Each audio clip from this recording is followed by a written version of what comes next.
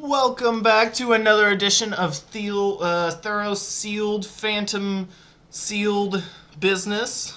This is Goofer Gamer, aka Mr. Money, and I have a guest star, Goofer's girlfriend. What's up, guys? What's up? So we're gonna go ahead and sort by rarity and see what kind of bombs we got. I already saw that we have a Nylea's Bow of Nylea, and then we have Reverend Hunter, Fire Drinker Satyr, Prognostic Sphinx, and Melodoma. Medoma. The Ageless. Flying when Medoma, the Ageless deals combat damage to a player, take an extra turn after this one. The Ageless cannot attack during extra turns. So, we got a lot of good green. Reverend Hunter is decent. Bow of Nylea definitely is fighting against an aggro deck, and Enthus is somewhat good. 4/5 for 5, and then she can turn up to 3 target lands into 2/2 warriors until the end of the turn when she's targeted by a spell. So that's good and bad at the same time, because once you get to 5 mana, it's not really convenient, and you don't really have all too many cards unless you've already stalled out the board really well. So we're going to go ahead and sort by color and see what we got going. In white, 2 Gods Willings, Hopeful Eidolon. I mean, there's like nothing in white. We have 1, 2, 3.5 creatures. That's super. That is super. Not really that great. But we did get 2 Gray Merchants. I like that. And a Sip of Hemlock. So we'll just drag those down for now. 2 Disciples, that's really good. 2 Cavern Lampads, Pharika's Cure, a Returned Phalanx, Baleful Eidolon. I actually like Viper's Kiss because that's a good removal card against different decks, especially the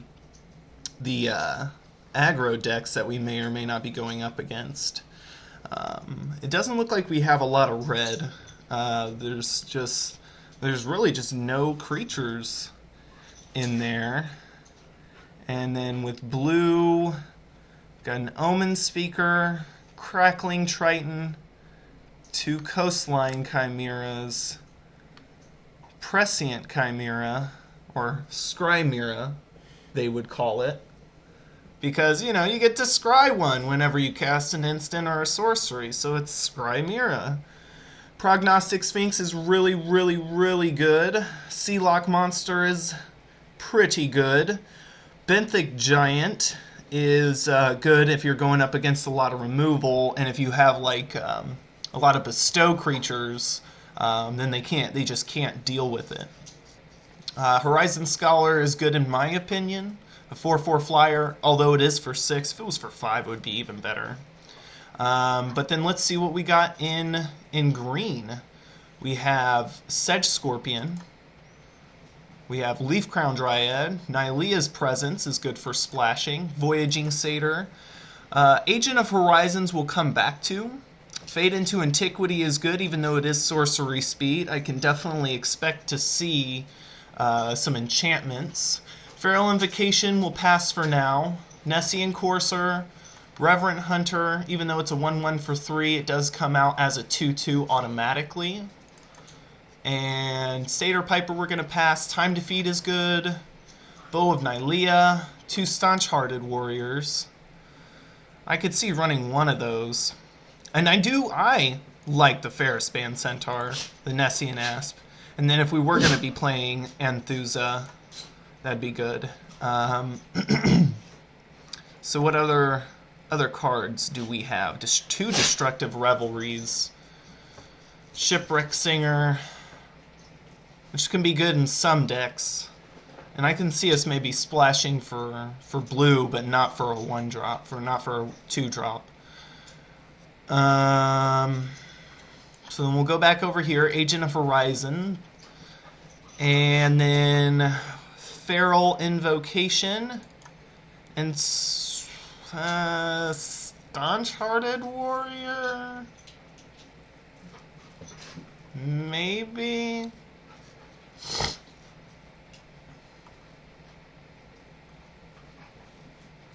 I'm thinking we could, but how many activators do we have? So we got pretty good in green, black. So we'll sort by converted mana cost and see where we're at so far. 1 removal, we'll bring that down here. 2 Gray Merchant, Cavern Lampad. I can see casting 1 Cavern Lampad at 4, but then the other one would be at 6. So we'll put that down here. Bow of Nylea, Time to Feed, Feral Invocation there, Nylea's Presence, Farika's Cure, and I could see definitely using Baleful Eidolon as a roadblock. And then with Nylea's Presence, if we get lucky, we would have a blue source for the returned Phalanx, and then also for the Agent of Horizon to make him unblocked. What is he, touching on strings or something? Is he grabbing some strings? But I mean, I feel like this is pretty decent. I could see running like maybe a return from a rescue from the underworld for Gray Merchant. I could also see. Well, I mean, I can just see in general. It's very convenient when you're playing a game, wouldn't you say? Oh yes, quite. Quite convenient. So then that we have 1 Reacher, which we could put on the Baleful Eidolon or the Sedge Scorpion and take care of a bunch of problematic flyers. But I feel like this is pretty good, especially with the Bow of Nylea. That definitely takes care of a bunch of flyers. It just really, like the Insatiable Harpy, it takes care of Shipwreck Singer, it takes care of this, that, and the other. I mean, bunch of the low blue flyers. And yeah, I could see bringing in on sideboard Fade into Antiquity, and I don't think we would be casting Reverend Hunter on turn 3. It would be a 1-2. It would be a 4/4 for 3. That would be good. That'd be good on turn 3. But I could also see turn 1, turn 2, turn 3, and then it would be a 5/5. And then I could put the Cavern Lampad on him. And that'd be pretty decent. Especially, I mean, these 2 Gray Merchants, they're definitely where I want to be in this matchup. 2 Gray Merchants is where I want to be. Maybe I would run a Return Centaur. I think I might want to run a Return Centaur instead of the Reverend Hunter, because if he comes in late game, then he's just not what I want. He comes out as a 2/2 when they got a fully developed board presence. So I think I'm actually going to bring in the returned Centaur and take out the Reverend Hunter. And then our sideboard options could be Viper's Kiss, Boon of Erebos, Tormented Hero. I didn't see you there. I'm gonna bring you in. You're Gray Merchant's bitch. I like that. You like to lay down horizontal for him, you know what I'm saying? Comes into play tapped. Heroic. So I mean, heroic enablers, we've got 1, 2, 3. Then we come down here, 4, 5, 6, and this is a possible 7. If we can put something on him, or we can even use that against Enthusa, that would be good. So we have like 2 pieces of removal, combat trick, and then this is removal on a stick. And my attacking creatures have Death Touch. So I can see this working. What do you think? Yeah. Yeah, that is a full-fledged agreement. So we're gonna go ahead and send in and submit this deck as soon as we get some. Well, actually, we need to cut a card. What do you think we can cut and get away with it?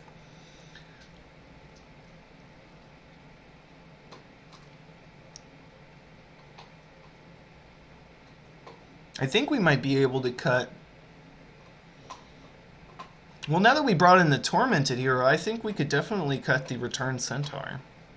I mean, it's only a 2/4 for 4, and whenever it enters the battlefield, puts the top 4 cards of target player's library into their graveyard. So, I mean, that's not really what we're going for. But, yeah, I mean, you gotta love horse. You gotta love horses. I got two centaurs up in this bitch. Actually, I got a band of centaurs right up in this bitch. But they're pretty vanilla. They're very vanilla.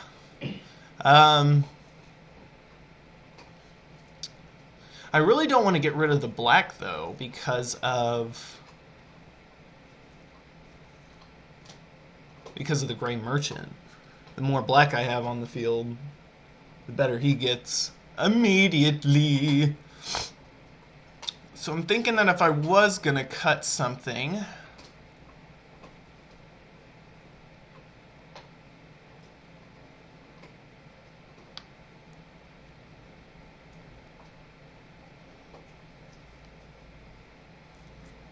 it might be the second Cavern Lampad.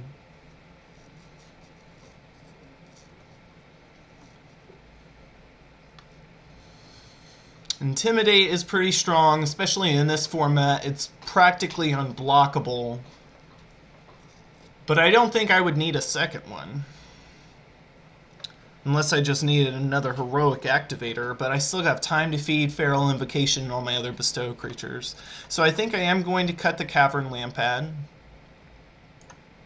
And then we'll see what they think I should put in land-wise. We got 9, 8. 1, 2, 3, 4, 5, 6, 7, 8, 9. And then I know 10, 11, 12, 13, 14 to 2, 4, 6, 8, 10, 12, 13, 14, 15, 16, 17. Yeah, actually, that's about right. It's about right. 9, 8. We'll do that. And then we have the Nylea's Presence, so that if we do get some Nylea's Presence going, that'd be good for the Return Phalanx and the Agent of Horizon. So let's just hope that that works out to our benefit. I could also see putting in a island to put in like Griptide, just because that's a good, thingamajig. It's a good tempo card, but we don't have any like Traveler's Amulets to pull a land out of the library, so I'm kind of hesitant to do that. But I do feel good. I feel confident in I feel confident about this deck right here. Think I'm gonna lock it in. We got 2, 4, 2, 4, 5. Got some beef. And then removal on a stick, like I said, and then it helps fight the aggro deck, and then removal. I think we are solid. I mean, we have pseudo evasion, pretty much evasion right here. And then that's pretty much where we're at. That is pretty much where we're at. I could also see bringing in a Scourge Mark for an activator, but Enthusa's just good on her own. She doesn't need an activator, and then Nessian has Monstrous as well, so they're going to have to deal with him very quickly. Otherwise, he's just going to run ship. Word. Alright, this was Goofy Gamer and Goofy's girlfriend. We'll see you here in round 1.